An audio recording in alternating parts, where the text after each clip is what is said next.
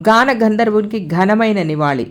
శ్రీపతి పండితారాజ్యుల బాలసుబ్రహ్మణ్యం గారి ప్రతిభకు నిదర్శనంగా హైదరాబాద్లో రవీంద్ర భారతి ప్రాంగణంలో 7.6 అడుగుల కాంస్య విగ్రహాన్ని ఏర్పాటు చేయగా డిసెంబర్ 15న శ్రీ వెంకయ్యనాయుడు గారు దాన్ని ఆవిష్కరించారు.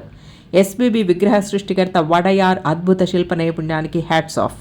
ఈ సందర్భంగా ఆ మహానుభావుని గురించి నా మాటలలో.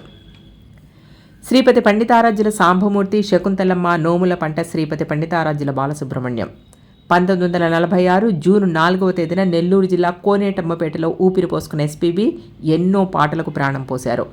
పువ్వు పుట్టగానే పరిమళిస్తుందన్నట్లుగా 5 ఏళ్ల వయసులోనే భక్త రామదాసు అనే నాటకంలో నటించారు.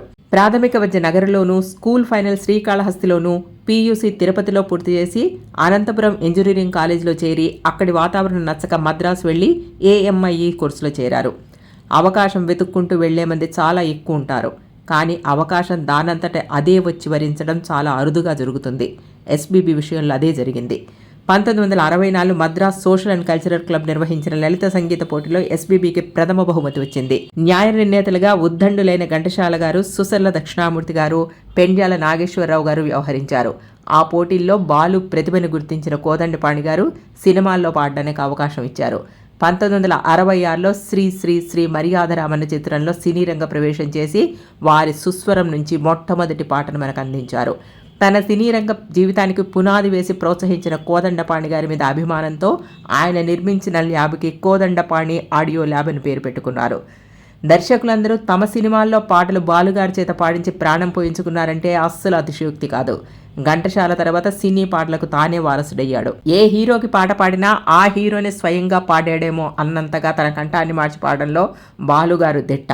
అదే కాక పాటల్లోని స్వరాల ఉచ్చారణ సుస్పష్టంగా పలకడంలో అతనే సాటి. ఆయన కంఠంలో పలకని రాగం కానీ, ఆయన పాటలతో పులకించని వేదిక కానీ, ఆయన పాటలకు స్టెప్పు లేని యువత కానీ, ఆయన పాటలతో తన్మయత్వం చెందని భక్తుడు కానీ ఉండడంలో ఏమాత్రం సందేహం లేదు. దాదాపు 4 దశాబ్దాలు సినీ రంగ పాటల ప్రపంచంలో చక్రవర్తిగా వెలుగొందారు. పుణ్యభూమి నాదేశం నమో నమామి అనే దేశభక్తిని ప్రతి భారతీయ పౌరులను నింపిన అంతర్యామి అలసితి సొలసితి అని అన్నమయ్య గారి కీర్తనను పాడి అందరి కళ్లలో కన్నీరు తెప్పించిన శ్రీ భక్తరామదాసు పాటలతో భక్తి సామ్రాజ్యంలోకి మనందరినీ తీసుకువెళ్ళినా అది బాలుగారికే చెల్లింది. ఎలాంటి పాట పాడినా శ్రోతలందరినీ ఆ పాటల్లో లీనమైపోవాల్సిందే. అది బాలుగారి పాట పాడే విధానంలో ఉన్న గొప్పతనం. గాయకునిగానే కాదు, ఒక నటునిగా, డబ్బింగ్ ఆర్టిస్టుగా, న్యాయ నిర్ణేతగా, వ్యాఖ్యాతగా ఆయన ప్రతిభను చాటుకున్నారు. ఈటీవీలో ప్రసారమయ్యే పాడుతా తీయగా కార్యక్రమం ద్వారా ఎంతోమంది నూతన గాయకులకు గానంలో మెళకువలు నేర్పించారు. సినీ సంగీత కళాకారులకు ఆయన ఆదర్శం, ఆయనే స్ఫూర్తి.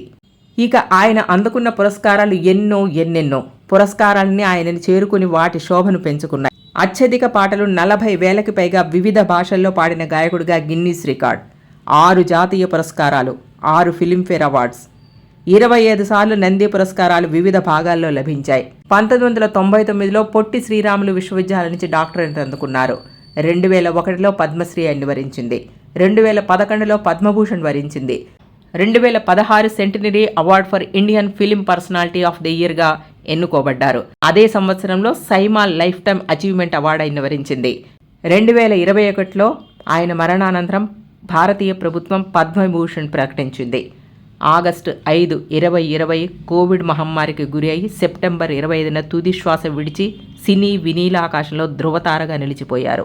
ఆయన మన మధ్యలో సజీవంగా లేకపోయినా ఆయన కంఠం ప్రతి ఇంట్లో వినిపిస్తూ, ఆయన గానం అందరినీ అలరిస్తూ, ఆయన పాటల్లో నిత్యం కనిపించే బాలు ఎప్పుడూ చిరంజీవే. ఆయన మధుర స్మృతులతో మీ అభిష్ట.